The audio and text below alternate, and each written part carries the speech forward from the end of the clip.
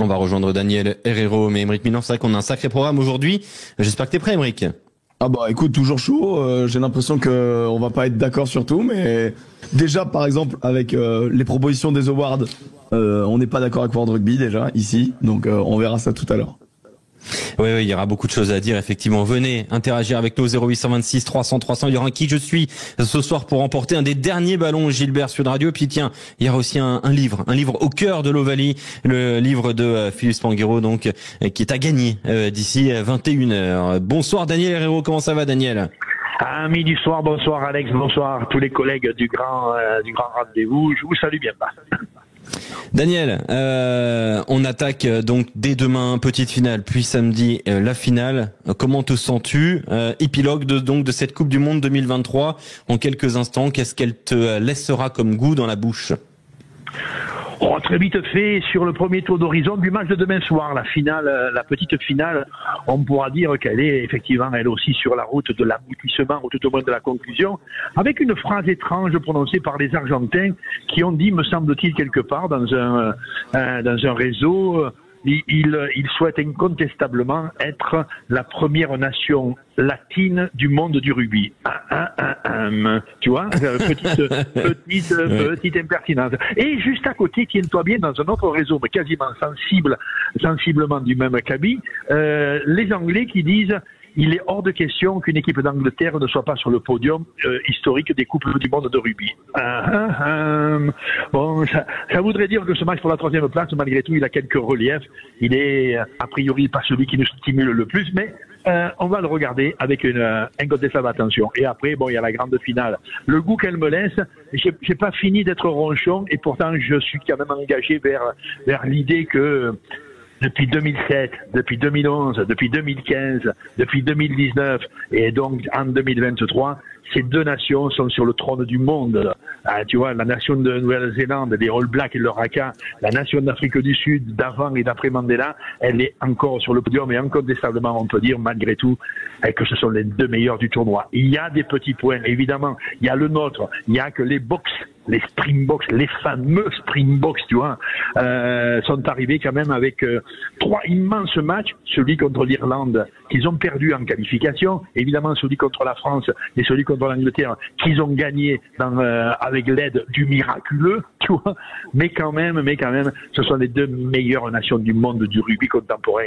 Et à partir de là, et non seulement on s'incline, mais quand même, on a la sensation qu'on pourrait avoir une finale de Coupe du Monde superbe. Ouais, c'est vrai que sur le papier, elle est quand même très jolie, hein, cette finale de Coupe du Monde, Nouvelle-Zélande, Afrique du Sud, je veux dire. Il y a une de ces deux nations-là, donc qui sera sur le trône, hein, du rugby mondial avec 4 titres. Daniel, avant de te libérer, un petit mot. Alors évidemment, on continuera d'en parler durant tout le week-end, mais chaque Coupe du Monde, en tout cas assez régulièrement, apporte son lot d'identité sur le rugby, de nouveautés parfois, de choix assumés par beaucoup de nations ou pas. Qu'est-ce qui ressort rugbystiquement de cette Coupe du Monde 2023? La question est bonne, Alex, mais malgré tout, je te suis pas radicalement. Les Coupes du Monde n'ont pas montré dans les 20 dernières années de progression. Il y a un temps, le temps de 2015, où j'ai pas dit progression, j'ai dit évolution.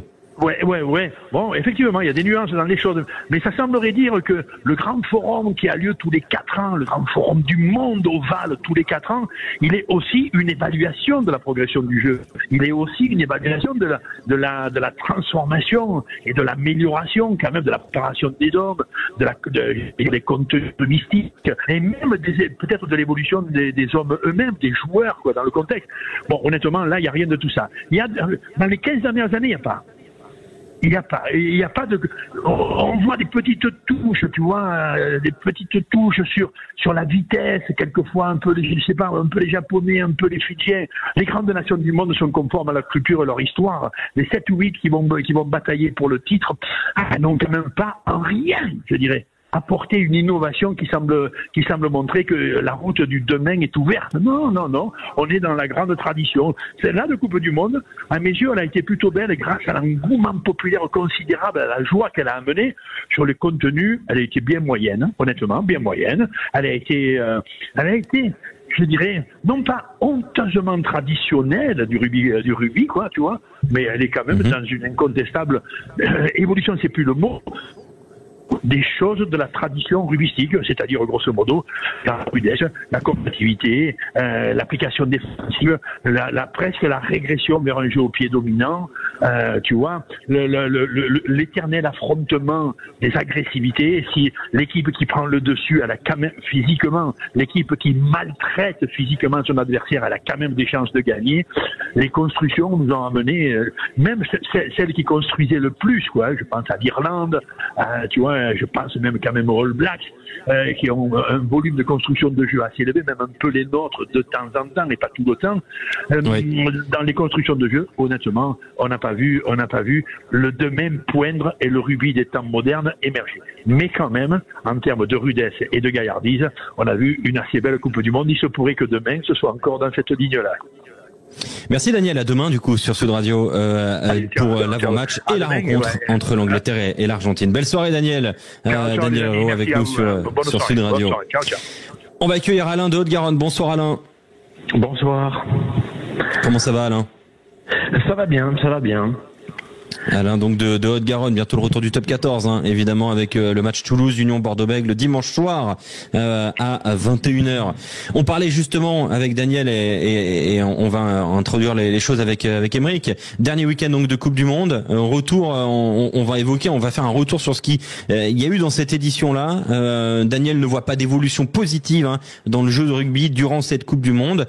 Est-ce qu'il y a eu des avancées selon toi Aymeric? Est-ce qu'il y a eu des changements en termes de jeu? Est-ce qu'il y a eu des choix de jeu qui étaient déjà là avant la Coupe du Monde qui ont été renforcés? Quelle est ton analyse sur la qualité du jeu produit, sur les choix de jeu produits? Moi, je trouve que sur cette Coupe du Monde, la vraie évolution, quand tu regardes par exemple l'Afrique du Sud, mais même sans aller sur l'Afrique du Sud, c'est le banc. Je trouve que comparativement aux autres Coupes du Monde, tu gagnes plus avec 15 joueurs. 15 bons joueurs ne suffisent plus. Et aujourd'hui, il t'en faut vraiment 30. Puisque on l'a vu avec les Coupes du Monde sont de plus en plus énergivores et aujourd'hui l'utilisation de ton banc te fait gagner les matchs. On peste sur notre équipe de France avec les blessures parce que je pense qu'avec avec nos 23 types, je pense que le petit point de différence de quart de finale il sera en notre faveur, tu vois. Et je crois que la vraie évolution elle est là, elle est dans le fait que aujourd'hui avec la montée d'autres très grosses nations, la stratégie et ce que tu mets sur le banc devient beaucoup plus important. D'ailleurs, tu le vois quand tu reçois une composition, souvent on t'étudie tout d'abord la composition du banc, en fait. Parce que souvent le 15 titu, tu l'as, mais la stratégie est marquée par les joueurs remplaçants. Et je trouve ça hyper intéressant. Aujourd'hui, on a beaucoup tous dans la bouche les 6-2, les 5-3, les 7-1. On s'y intéresse beaucoup plus qu'avant. En tout cas, c'est mon avis. Non, c'est vrai que c'est intéressant. Il faut avoir un fort banc, avoir. De toute façon, le staff de l'équipe de France l'avait dit, hein, Alain de Haute-Garonne, il faut 33 joueurs de très haut niveau. Peut-être ce que n'a pas eu l'équipe de France au final pour mieux figurer dans cette Coupe du Monde, Alain. Je pense pas que la Coupe du Monde nous a appris ça. On connaissait déjà ça, je veux dire, avec le top 14. C'est vrai que même dans le top 14, on voit bien que si on n'a pas de banc pour gagner des matchs, c'est compliqué. Ça, on n'avait pas besoin de la Coupe du Monde pour ça. Moi, la Coupe du Monde, ça m'a surtout... On t'a perdu. On est en train de te perdre, Alain. On se retrouve dans un instant sur Sud Radio. On a un petit souci de liaison avec toi en Haute-Garonne. On va réinstaller quelques poteaux téléphoniques et on revient à tout de suite. Vous êtes sur Sud Radio, on est avec Aymeric Milan, avec vous au 0826 300 300. On parle de rugby jusqu'à 21h avant la petite finale demain sur notre antenne dès 19h et la finale samedi 20h minuit autour de ce Afrique du Sud Nouvelle-Zélande. On parlait des apportées, des avancées en termes de jeu, Aymeric. On parlait du banc. Le banc, selon toi, est prépondérant parce que l'Afrique du Sud, c'est notamment de son fait, a amené beaucoup de choses dans la constitution des équipes et ça a été aussi un petit peu emboîté par Fabien Galtier. Ah ouais, clairement. Je sais pas si vous vous rappelez des déclarations de Fabien Galtier, mais il nous dit quand il prépare une composition, il démarre par les finisseurs. Les Sud-Africains, ils ont joué avec leur charnière remplaçante, enfin titulaire, sur le banc. Est-ce qu'on n'est pas sur une inversion de se dire la fin de match est tellement plus importante que le début de match? On avait déjà connu les compos inversés sur les premières lignes. quand on se sentait plus faible au niveau de la première ligne. Notamment, je pense que c'est ce qu'a tenté les Anglais en mettant Genge et Sinclair sur le banc. Ils voulaient ne pas subir la bombe squad des Sud-Africains avec leur rentrée d'Oxenche et Koch. Et malheureusement pour eux, ils ont subi quand même. Mais je crois que c'est cette idée-là, c'est cette volonté-là d'être fort en fin de match. Aujourd'hui, être fort en fin de match est plus important qu'être fort en début de match. Pourquoi? Parce que les matchs sont plus serrés entre les grandes nations. Ouais, je parle des grandes nations, bien évidemment, tu vois. Et je trouve qu'il y a une véritable constitution du banc où tu dois utiliser tes 8 joueurs. Aujourd'hui, moi, je pèse sur le fait qu'on fasse pas rentrer Lucu. Je pèse sur le fait que finalement, on ait des joueurs où on se dit, peut-être qu'ils vont pas rentrer. Et je pense que l'Afrique du Sud, ils se posent pas cette question-là. Et je pense que l'évolution du rugby, en tout cas, ce petit moment charnière qui avait déjà été enclenché en 2019 avec l'Afrique du Sud, et à réfléchir sur toutes les nations. Est-ce que le gagnant de samedi soir, ça donnera pas le fin mot de ce débat? Ça peut, le mais début du débat. Oui, parce que après, il faudra voir comment se comporte la Nouvelle-Zélande avec son banc. Toi, Alain de Haute-Garonne, tu voyais une autre évolution. Qu'est-ce qu'a apporté cette Coupe du Monde pour le rugby? Pour moi, c'est vraiment de voir les petites équipes émergentes. Je pense au Portugal surtout qui a été exceptionnel en fait, qui a vraiment progressé. Je pense grâce à la Coupe du Monde. Le Chili aussi a été bien. Après, il y a forcément des déceptions, comme les Samoa, les Tonga, qu'on aurait aimé voir peut-être plus haut. Mais le Japon, par exemple, j'ai trouvé qu'ils ont beaucoup travaillé au niveau du buteur. Donc il y a quand même des bons points. Après, c'est vrai que par rapport au banc, aux remplaçants, moi je trouve que franchement la Nouvelle-Zélande, même si c'est pas la même forme de banc que l'Afrique du Sud, ils ont des arrières, ils sont époustouflants, même les remplaçants quoi. Ils ont pratiqué un jeu incroyable. Pour moi, ce sont même des magiciens du rugby quoi. Ouais, et pour aller dans ton sens, c'est Damien McKenzie, Leonard Brown qui était le numéro 12 titulaire. C'est. Et t'as failli gagner en groupe, quoi. Parfois. Ouais, c'est ça, clairement. Ce qui est affolant. Mais je rebondis. Ouais, c'est vrai Caleb Clark. Je rebondis sur ce que tu disais, Alain. Tu parles de ces nations émergentes, notamment le Portugal. On est tous d'accord pour dire que le Portugal a fait une Coupe du Monde de très haut niveau. Sauf que là, World Rugby, dans le même temps, met un coup d'épée, dans le cœur un petit peu envers ces nations-là en créant une Coupe des Nations. Alors la Coupe des Nations, elle va avoir lieu très prochainement, dès 2026. Avec une idée simple, les 10 meilleures nations du monde, plus 2 nations invitées vont donc s'affronter dans une première division. Il y aura une deuxième division avec que des équipes du tiers 2, donc vraiment on sépare les bons et les moins bons. C'est quand même un petit peu problématique, et il y aura enfin un système de montée-descente, mais qui mettra beaucoup de temps à se mettre en place. Ça va faire mal probablement, Aymeric, au Portugal, au Samoa, à ces nations-là qui peuvent en fait prendre un coup dans le museau, hein. Je ne suis absolument pas d'accord avec toi. Pourquoi ils vont plus affronter les grandes nations mondiales. Déjà ils les affrontaient pas beaucoup. Ils les affrontaient avant, à part en Coupe du Monde. Non, mais ils auraient peut-être que World Rugby aurait pu mettre en place quelque chose pour qu'au moins il y ait des affrontements, des groupes entre nations, entre il va y avoir des affrontements. Tu vas avoir ton Géorgie Samoa que t'avais pas avant. Tu vas avoir ton Portugal Tonga que t'avais pas avant. Et moi je crois qu'avant qu'ils passent une étape, je pense que faut aussi penser le tiers 3. Ils vont aller vers une Coupe du Monde à 24. Donc 24, la 24e nation mondiale aujourd'hui, c'est Hong Kong, China. À un moment donné, il faut aussi se dire que ces mecs-là, faut les amener au niveau. Et donc je pense que ça se fait par étapes, et faire jouer plus de matchs internationaux aux nations du tiers 1 comme du tiers 2. Et je trouve la mesure extrêmement bénéfique pour tout le monde. Et par contre, j'entends le côté promotion-relégation, qui est frustrant. Bon, ils vont mettre trois éditions avant qu'il y en ait. Alors oui, ça fait 6 ans en termes d'être humain, c'est beaucoup, mais en termes de compétition, c'est pas si énorme. Mais le problème, c'est qu'il y a plus de phase, il y a plus de fenêtre internationale libre du coup. Donc il y a plus de place pour des matchs amicaux. Bah si. Donc si. Ça va prendre l'été, ça va prendre novembre. En gros, les nations tiers 1 et tiers 2 vont se rencontrer pendant les Coupes du Monde, et l'autre année impair. Ouais, mais moi, pour moi, la Coupe du Monde n'est pas un laboratoire. Possibilité de le faire. Est-ce qu'ils le feront? J'en sais rien, mais c'est pas censé être un laboratoire, la Coupe du Monde. Je suis toujours un peu stupéfait, moi, j'ai toujours l'impression que pour le rugby, est-ce que tu penses sincèrement que la Namibie, le Chili progressent plus en jouant la France et l'Argentine, ou en jouant contre les Tonga, les Samoa, et en essayant de gagner des trucs. Est-ce que ça fait plus la promotion du rugby chez eux ou pas? Non, mais c'est une question intéressante. Est-ce qu'il faudrait pas panacher un petit peu plus? Tu vois, peut-être faire des pas des groupes de 12, mais des groupes de 10. Voilà, peut-être des groupes de 8, des groupes de 10, mais 12, ça paraît quand même colossal, pour toi, World Rugby, si tu me dis ça, mec. Mais faute pour moi, alors. Lucien. Ouais, messieurs, est-ce que aussi, on n'oublie pas avec ce débat qu'il faut développer les championnats domestiques? Parce que c'est pas parce que tu joues tous les 2 ans ou tous les 4 ans contre bonnes équipes que tu vas vraiment te développer en profondeur. Et le championnat du Portugal, je ne le connais pas, il n'existe pas. Voilà, les autres championnats non plus, donc. Ils ont une franchise dans mais c'est très maigre dans le rugby Europe. Voilà, ils ont une franchise des 15, mais c'est tout. En fait, clairement, le développement se passe par les clubs. Enfin, moi, j'ai toujours prôné ça. Oui. C'est-à-dire que ça passera par des franchises. Pourquoi l'Uruguay arrive à s'en sortir avec ses 15 000 licenciés? Ils s'en sortent parce qu'il y a le Penarol, qui est une franchise. Les Lusitanos 15, c'est une franchise. Les Black Lions, c'est une franchise géorgienne. Il y a une franchise chilienne. Et c'est comme ça qu'ils arrivent à s'en sortir. Et je pense qu'il faut investir, que World Rugby doit investir pour qu'il y ait d'autres franchises. Si tu as 2 franchises, au final, la Nouvelle-Zélande, c'est 4 franchises, hein. Et ils arrivent à être les meilleurs du monde. Bon, bien évidemment, après, c'est installé, c'est historique, et avant que le rugby s'installe dans d'autres nations, ça mettra du temps.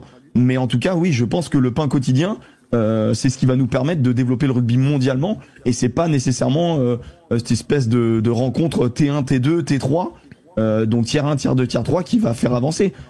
Oui, c'est toujours bien. Je pense que la Coupe du Monde a cette saveur-là et cette identité-là où il y a le petit, vraiment le tout petit qui peut jouer le très gros.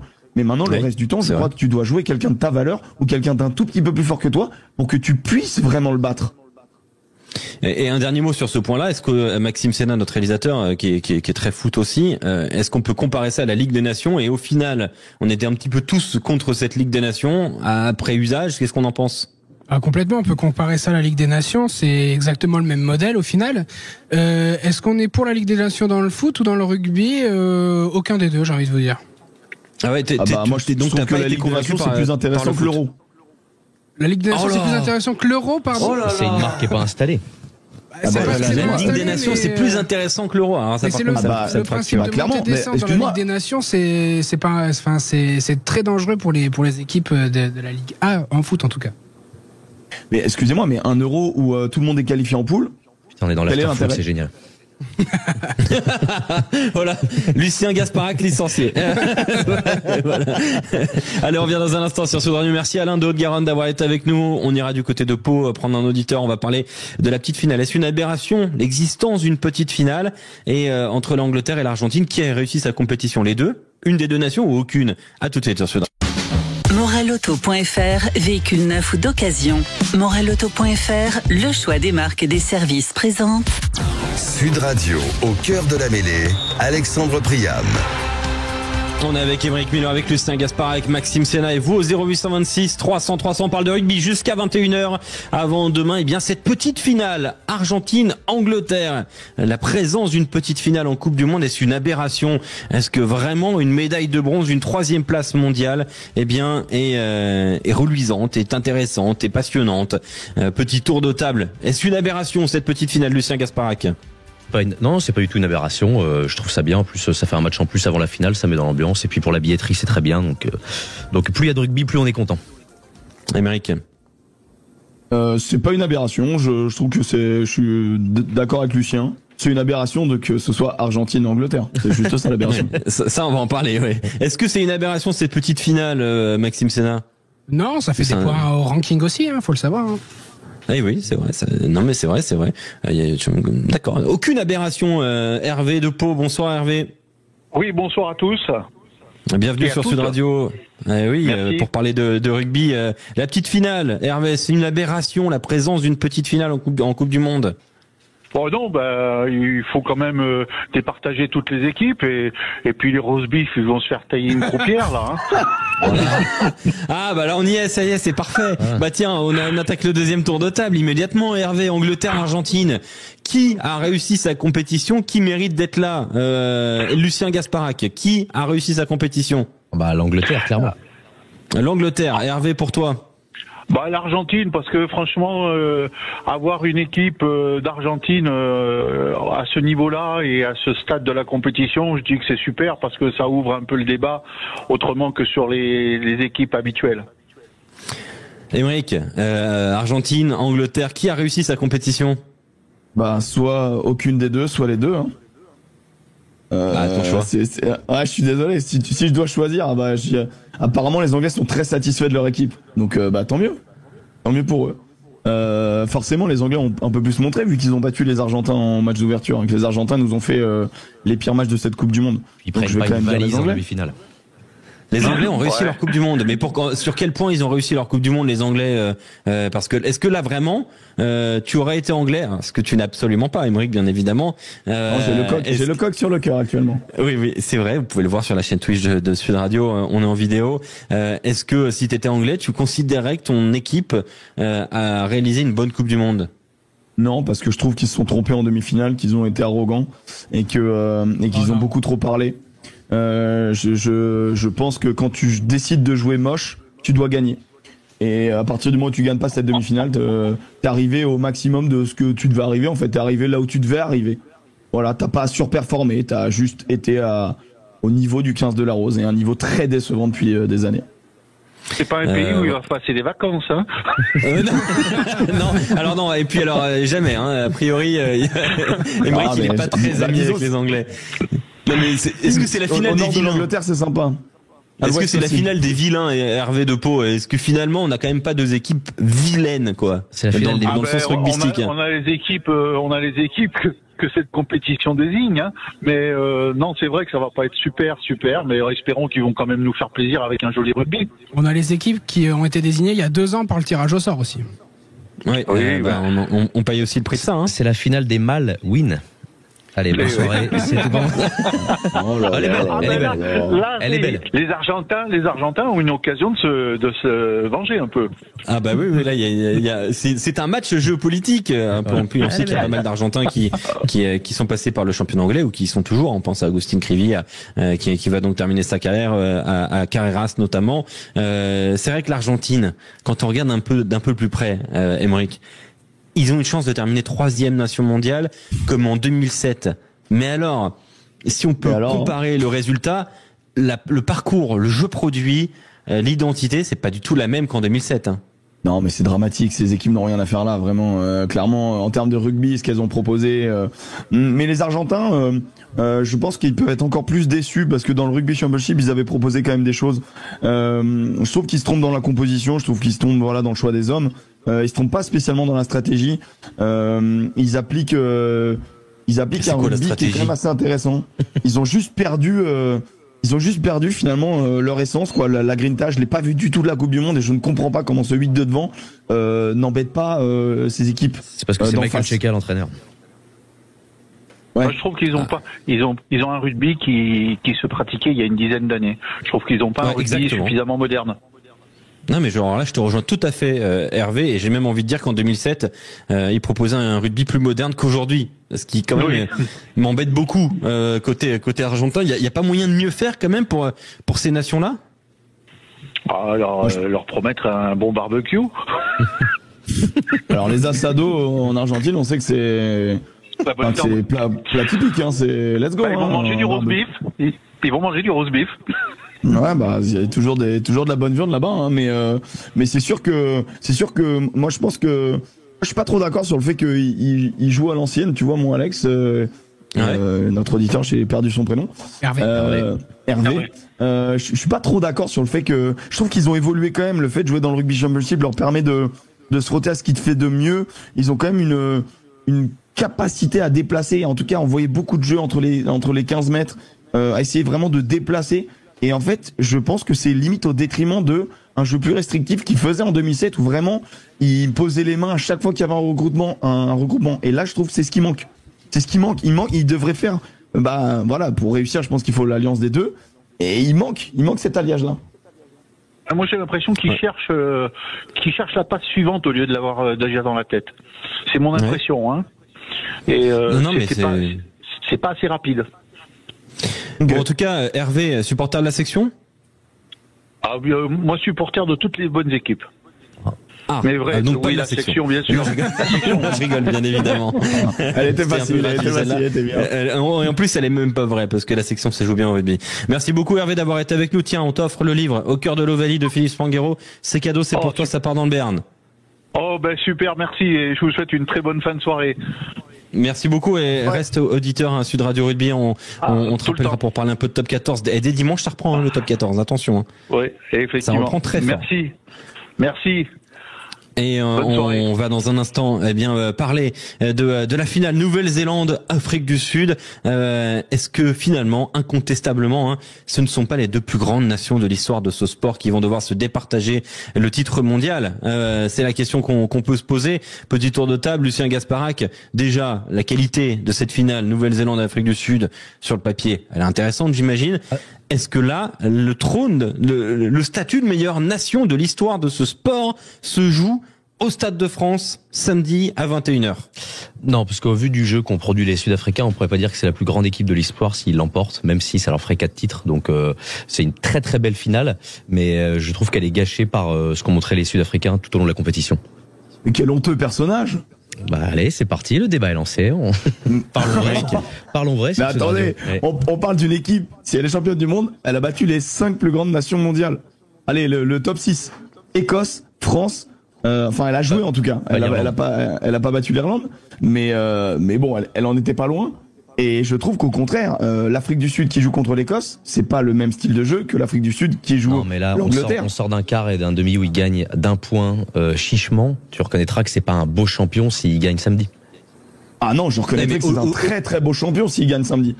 Ah non, je suis pas d'accord avec ça. Je trouve que c'est une équipe qui sait s'adapter à son adversaire. C'est une équipe qui sait produire tout type de rugby, avec le ballon, sans le ballon, violemment. Attends, mais ils étaient perdus. Ils trouvaient pas de solution dans leur jeu samedi. Ils étaient perdus. À part faire des chandelles, ils savaient pas quoi faire. Mais malgré ça, ils ont gagné, tu vois. Oui, mais bon, après, ils gagneront. On respecte s'ils gagnent. Historiquement, quand on reprend le rugby, est-ce que ces deux-là sont déjà légitimement à la bataille pour être la plus grande nation? Est-ce que il y en a d'autres qui peuvent être invités, comme l'Angleterre, comme l'Irlande, comme la France, où vraiment ça se joue entre Sud-Africains et Néo-Zélandais? Au regard de l'histoire de 100 ans de rugby à l'échelle mondiale, Émeric. Moi, je dis oui pour des raisons différentes. La Nouvelle-Zélande, parce que quand tu parles de rugby, tu vois le haka, tu vois ces maillots noirs, tu vois John Alomu, tu vois la Nouvelle-Zélande. La Nouvelle-Zélande est la nation qui joue le mieux au rugby. Faut que ce soit les Néo-Z qui gagnent. Rugby debout. De quoi? Faut que ce soit les Néo-Z qui gagnent, du coup. Bon, moi, je souhaiterais que ce soit le jeu Néo-Z qui l'emporte, mais après, c'est un avis très perso, on verra samedi. Et l'Afrique du Sud, parce que pour l'histoire, avec un grand H, ça a été important. Et en gros, c'est un pays qui a été marqué par l'apport du rugby dans ce pays. Et du coup, je trouve que ça en fait un très grand pays de rugby. Bien évidemment, voilà, je parle de 95 et ce qui a découlé derrière et le message qui est toujours porté par cette nation arc-en-ciel.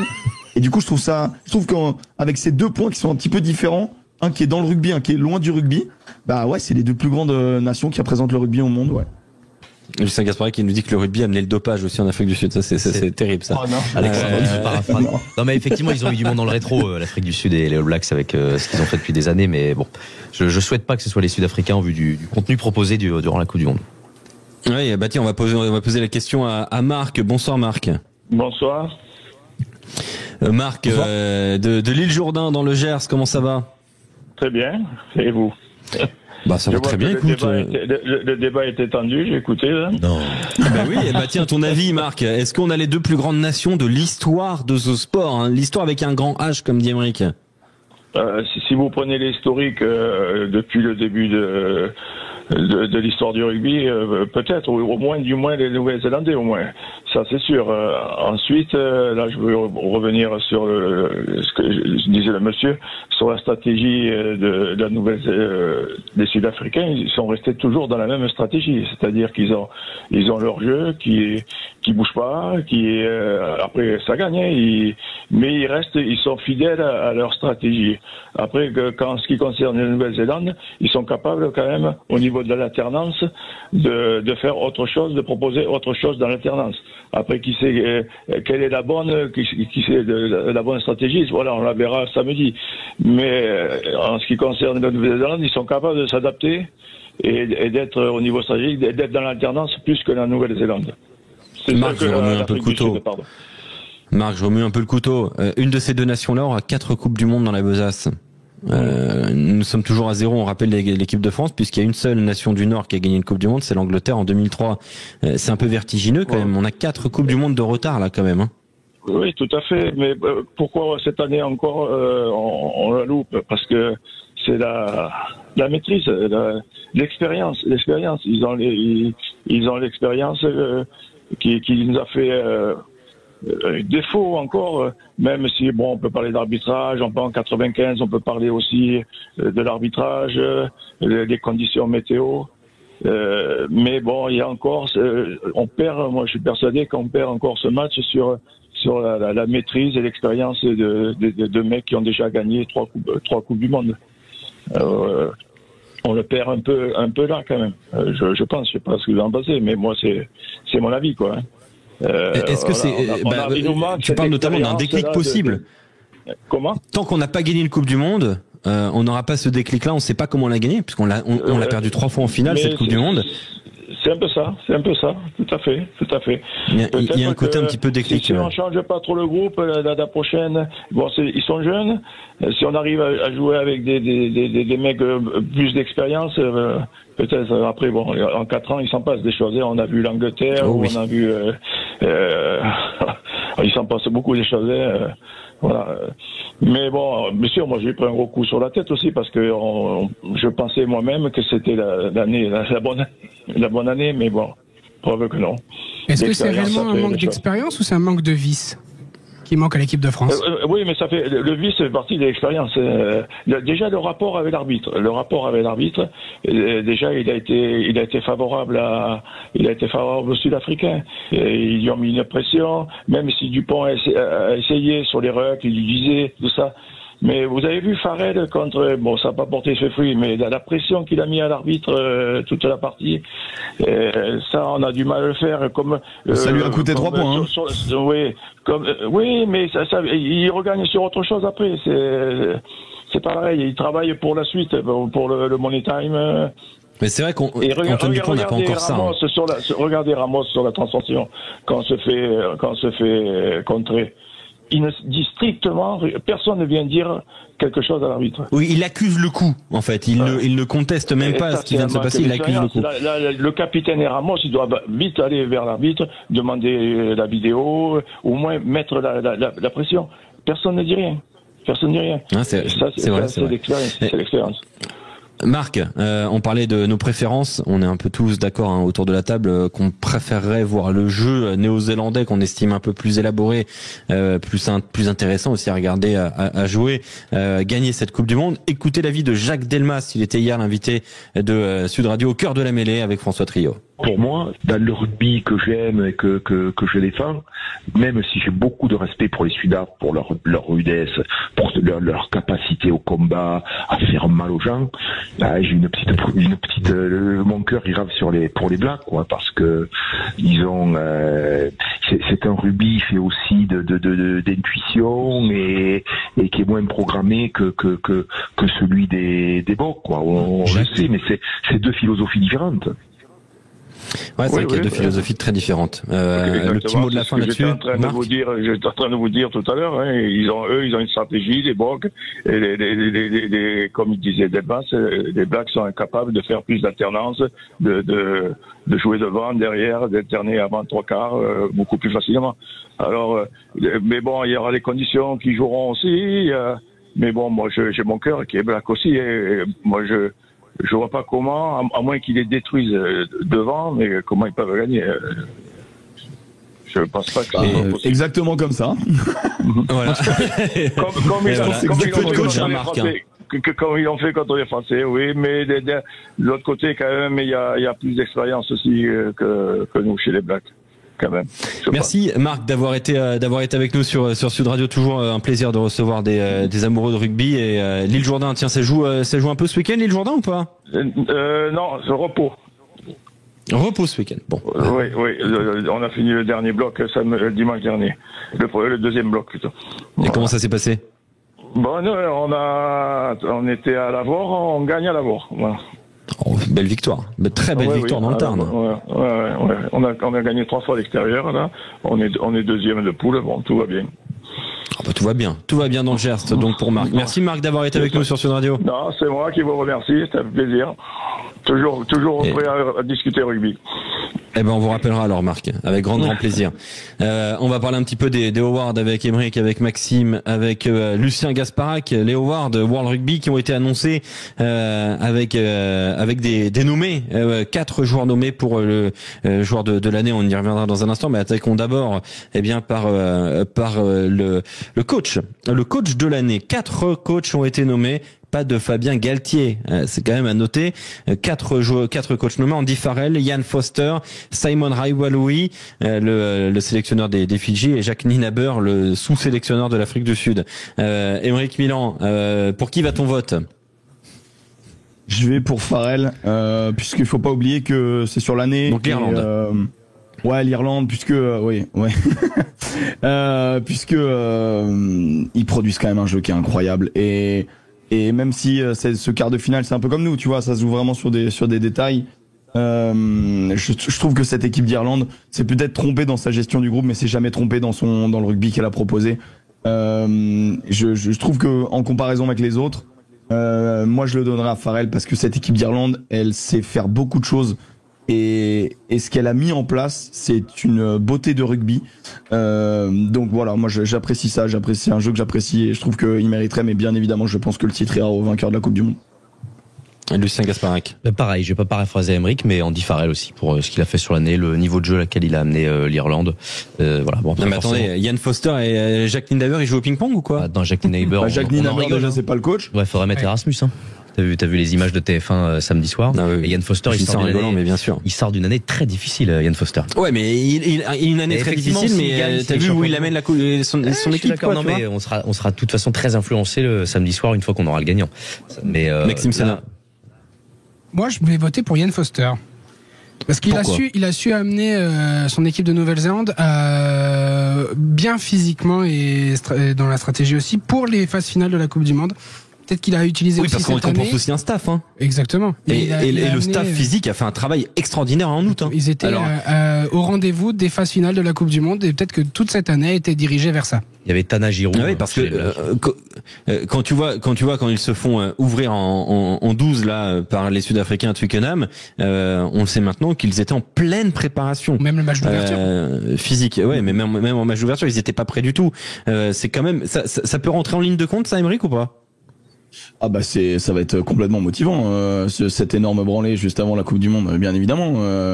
C'est un truc qui va servir de motivation, en tout cas mais après est-ce que ça rentre en ligne de compte sur le vote pour Nienaber? Non, moi je pense que vraiment sincèrement celui qui va gagner, ce sera soit Nienaber, soit Foster, en fonction de qui va la gagner demain. Ce serait bizarre de voter pour Nienaber.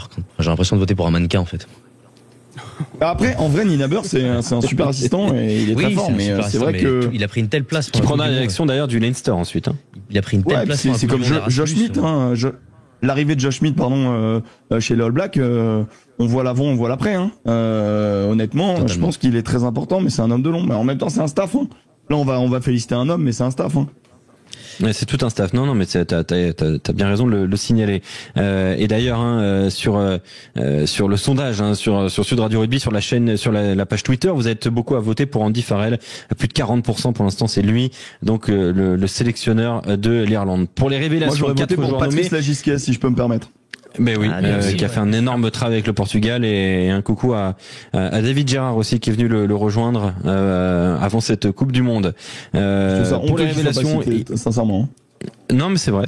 Il y a Louis Bielbiarré dans les révélations, le joueur de l'équipe de France. Il y a Manny Libok, l'ouvreur sud-africain, qui ne sera pas sur la feuille de match pour la finale, ce qui est hallucinant, ce qui est terrible pour lui.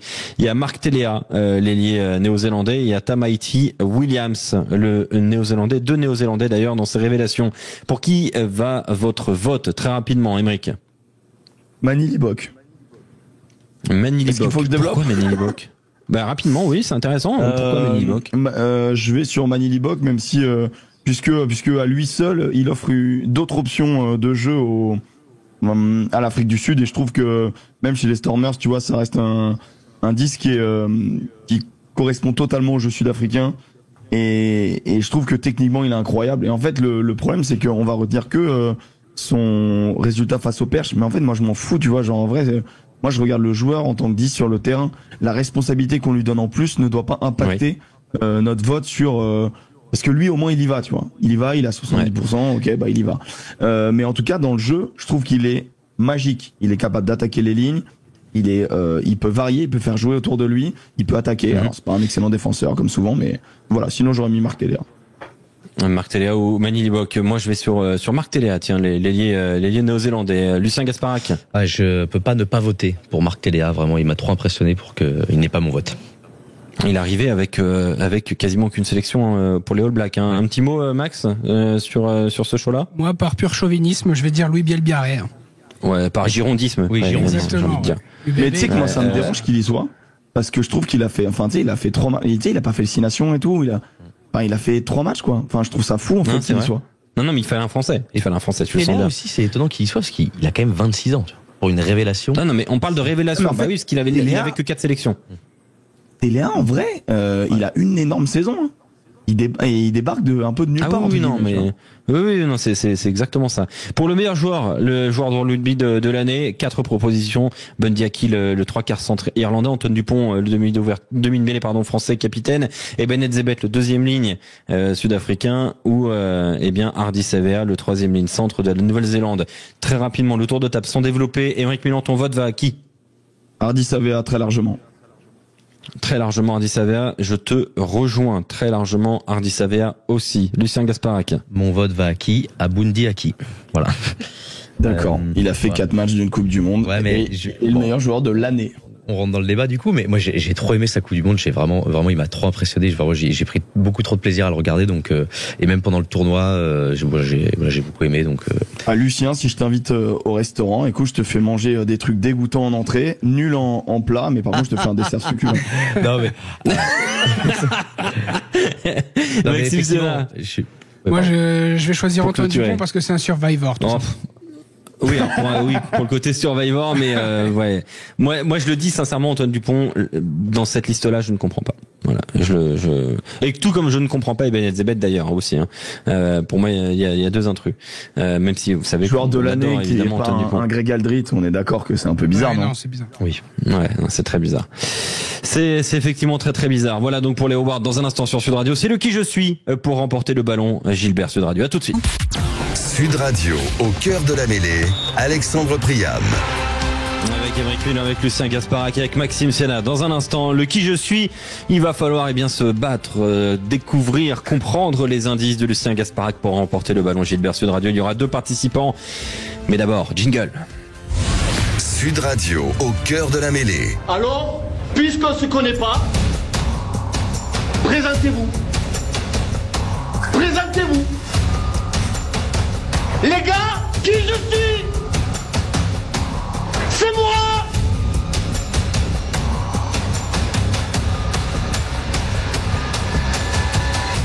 C'est moi! Je suis un monsieur! Ça, c'est se présenter! Un jingle tout en sobriété qui hallucine Émeric. Oui, on a un petit peu craqué sur celui-ci, Émeric. Oui. Mais alors, j'entends pas, je crois que j'ai entendu... Il y avait des longs moments entre les mots, non? Oui, c'était la tension montait. Normalement, c'est pour faire monter la tension. J'avais pas la musique, j'avais pas tout le moment, moi personnellement. Bon, on te l'enverra. Il est exceptionnel ce jingle. Lucien Gasparak, 2 participants ce soir. Oui, Patrick de Toulouse et Daniel de Carpentras qui ont eu la bonne idée d'appeler le 0826 300 300 pour participer au jeu que tout le monde. Bonsoir messieurs. Bonsoir Patrick. Bonsoir. Oh là, vous avez les mêmes voix. Oh, ça va pas être évident. Patrick de Toulouse, bonsoir. Oui, bonsoir. Ok. Daniel de Carpentras, bonsoir. Bonsoir. Un peu plus aigu. Oh, ça va pas être évident. Alors, on met en place quelque chose de très simple. Vous donnez votre prénom pour pouvoir répondre à Lucien. D'accord? Vous dites Patrick. Et ensuite, on donne la parole à Patrick. Et tu donnes ta réponse, Patrick. Donnez bien votre prénom. S'il y a galère, il y aura une aide possible de la part d'Émeric Milan qui est incroyable à ce jeu. On va. On y va. Lucien Gaspard, Je vous rappelle, a gagné un ballon Gilbert Sud Radio. Voilà. Oui, Gilbert, Oui. Gilbert. Il y a ce débat, Allez, Ouais. alors pour Allez, c'est rappel, parti. c'est mon dernier qui je suis en tant que Jean-Pierre Foucault, c'est donc le dernier. j'ai carte blanche. On y va. Oui, oh là. Top, j'ai le même prénom que Picasso. J'ai tweeté comme un membre du Ku Klux Klan au début des années 2010, ce qui m'a valu quelques soucis. Et j'ai joué cette Coupe du Monde avec l'Argentine. Ah, j'ai entendu un top. C'est Pablo Montoya. Non, ce n'est pas Pablo. On continue, il faut bien dire votre prénom. J'ai joué cette Coupe du Monde avec l'Argentine que je n'ai pas fini puisque je me suis blessé. Je suis né en 1993. J'ai joué pour le Stade Français. Je joue 3e ligne aile ou 3e ligne centre. J'ai été capitaine, mais j'ai donc été destitué. Je suis, le temps tourne. Patrick de Toulouse, Daniel de Carpentras. Est-ce que vous trouvez ce joueur? Non, Pablo. C'est Patrick. Qui parle? Patrick. Alors, Oui. Ce troisième ligne Stade Français, c'est Crémer. Non, c'est pas ça. Non, Bon, c'était Pablo c'est Matera. manqué. C'était Pablo Matera, exactement. Ah bah oui. Top, on y va pour le deuxième. Mon nom de famille rappelle ce que l'on vend dans les quartiers nord de Marseille. J'ai 2 frères qui jouent aussi au rugby avec moi avec les Blacks. Je joue 10 ou 15. Mon frère joue deuxième ligne et mon autre frère joue centre. Patrick. Jaminet. Ah non, pas. Non. Je joue arrière au 10, mais samedi soir, je serai l'arrière titulaire des All Blacks grâce à mon pied magique. Mon prénom, c'est Boden. Mon nom de famille, c'est Patrick Barrette. Patrick. Ouais. Un point, Bah Barrette. oui, les quartiers nord de Marseille. il est Pas fort, bravo il est pour fort. celle-ci, Lucien. Très bien, c'est très bien, Lucien, bravo. Bravo pour ta dernière, Lucien. Ah, écoute, on se fait plaisir. On continue si on a un peu de temps. Mon nom de famille est un verbe pour dire cuire. C'est aussi un objet qu'on utilise pour faire cuire du steak. J'ai récemment remplacé le plus grand président de la Fédération française de rugby de l'histoire. Patrick. Grill. Oui. Eh ben. Et 2 points pour Patrick. Ah mais maintenant il fait deviner les objets en fait. Il en a plus rien à foutre. Ouais, avec la bouffe, c'est bon. Prochaine, c'est Jonathan Toaster. Qu'est-ce que c'est que ça là? Avec la bouffe, c'est bon. Maxime, il nous reste combien de temps? Il nous reste 50 secondes. Allez, balle de match allez. pour Patrick. On y va. Mon nom de famille est un métier pour les gens qui sont dans l'avion, qui font le service dans l'avion. Je suis un arrière. Patrick. Okay. Stewart. Eh oui, Stewart. Bravo Patrick, c'est gagné. Oh là là là là. Oh, c'est le qui je suis le plus fou qu'on ait eu. Oh là là là, mon Dieu. C'est le dernier. C'est le dernier c'est le dernier de Lucien. Le mien demain sera beaucoup plus terre à terre. On est dans ne sera pas dans les airs, ni en cuisine, ni dans les quartiers nord de Marseille. En tout cas, bravo Patrick, c'est gagné le ballon Gilbert Sud Radio pour toi. Merci beaucoup, c'est gentil, merci. Et tu peux remercier Lucien parce qu'il est licencié grâce à toi. J'ai demain encore, Alexandre. J'ai demain pour les chroniques. Ah oui, rien demain pour les chroniques. Il sera licencié demain. Ah oui, du coup. Désolé, Daniel de Carpentras. Écoute, retente ta chance, d'accord? Ah ben il était très fort, il faut le reconnaître. Ah, il a été extrêmement fort, effectivement, Patrick. Voilà. C'est comme la Coupe du Monde de l'Angleterre, l'important c'est de participer. Voilà, exactement. Merci Émeric d'avoir été avec nous, d'avoir participé. Voilà, c'était aussi important. Merci Émeric, merci Lucien, merci Maxime et Aude au standard. Bonne soirée à tous sur Sud Radio.